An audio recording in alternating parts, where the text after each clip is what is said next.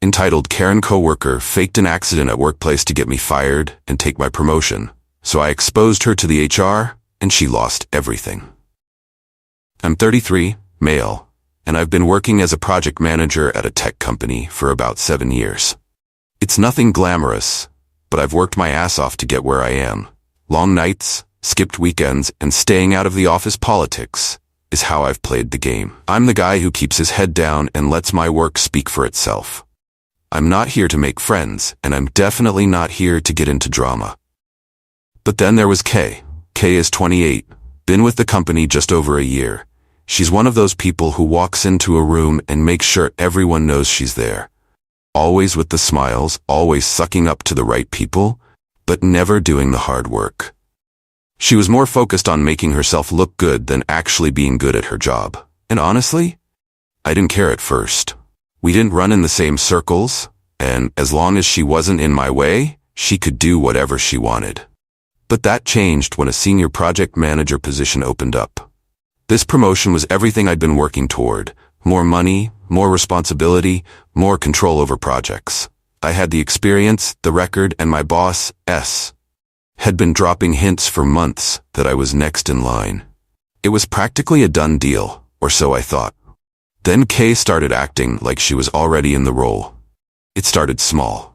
She began mentioning in meetings how she had all these fresh ideas for how to improve team workflows, taking credit for team wins that she barely contributed to. She would talk about how she was ready to lead bigger projects and how the company needed someone young and energetic in the senior position. I thought it was just her usual bullshit. But then she started aiming her comments directly at me. You know, it's great how you've managed to keep up with all the new project management software, especially for someone your age, she said once, all sweet and innocent like she didn't just take a shot at me. I let it slide. Maybe she didn't mean it the way it came out, I told myself. But then, during a team meeting, she flat out claimed credit for a project I'd spent weeks leading. She actually told our department head that she was the one who came up with the idea for the solution we implemented. I couldn't believe the nerve. Kay, that's not how I remember it, I said, trying to keep my voice even. She smiled. One of those fake, tight-lipped smiles. Oh, maybe I just contributed to it in a different way. You know, big projects like that take a team effort. It was infuriating. She'd been trying to weasel her way into my work for weeks, taking credit where it wasn't due. And still, I kept my cool. I figured, once the promotion went through, all this would be behind me. She'd be stuck in her role, and I'd be moving up. But Kay wasn't done. The real trouble started about 2 weeks before the promotion was set to be announced. It was a Monday, and we were in a regular team meeting. Everything seemed normal, until, right in the middle of a presentation, Kay let out this dramatic gasp and grabbed her back like she'd been shot. "Are you okay?" S asked, concerned. Kay winced, clutching her lower back. "I've been having this pain. It's been going on for a while. I think I might have heard it when I was helping move those boxes last week." Now, here's the thing. I was the one who moved those boxes. She was there, but she didn't touch a single one. I looked at her, and she didn't even glance my way. She was too busy playing up her little act for the rest of the room. "I'm so sorry," she continued, with this pathetic look on her face. "I've been pushing through it because I didn't want to let the team down, but it's gotten so bad." After the meeting, I pulled her aside. "What the hell was that about?" I asked, keeping my voice low. "What do you mean?" she replied, all wide-eyed like she didn't know what I was talking about. "You didn't touch a single box last week. I moved all of them. So why are you suddenly hurt from that?" She shrugged. "Maybe I tweaked something when I was walking by. It doesn't matter. The point is, I'm in pain and HR needs to know. My gut told me something was wrong." This wasn't just a little exaggeration.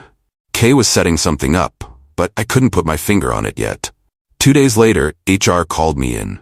They told me Kay had filed a formal complaint, claiming she had sustained a back injury while working on a project, specifically while helping me. They asked if I'd noticed her struggling, if she'd mentioned any pain. They even asked if I had made her lift anything heavy. I knew exactly where this was going. She was trying to pin her fake injury on me to make me look like I was pushing her too hard or making her do physical tasks that weren't part of her job. I moved the boxes. She didn't touch them, I said flatly. HR nodded, but didn't seem convinced. They said they'd investigate, but something in the way they spoke made me feel like they were taking her side. I walked out of that meeting pissed. I wasn't just dealing with someone who was trying to steal my promotion anymore. This was full-on sabotage. If she managed to pull this off, I'd be the one in trouble. And it wouldn't just cost me the promotion, it could cost me my job. That night, I couldn't sleep. I kept running through every interaction I'd had with Qley over the past few months, every shady comment, every time she tried to take credit for my work. She was smart, I'll give her that. She knew exactly how to manipulate people, how to make herself look like the victim while screwing someone else over. But I wasn't going to let her get away with it. The next day, I started gathering evidence. I went through my emails, looking for anything that showed I had been the one doing the heavy lifting. I found a few, but nothing concrete enough to prove Qley was lying. I knew I needed more. Then I got lucky. A coworker, Jay, who I'd always been cool with, pulled me aside in the break room. "Hey, I wasn't gonna say anything, but I overheard something the other day," he said quietly. Qley was talking to M, saying how she's milking this injury thing to get out of work. She even joked about how it's gonna be her ticket to the top. I stared at him, not sure if I wanted to punch a wall or laugh at the sheer audacity of it. "Are you serious?" "Dead serious. She's bragging about it." That was all I needed. I went straight to HR and filed a counter-complaint. I laid out everything, how she'd been taking credit for my work, how she'd been making passive-aggressive comments about my age, and now how she was faking an injury to not only take me down, but use it as leverage for the promotion. I even gave them the names of the people who had overheard her bragging about it. It didn't stop there.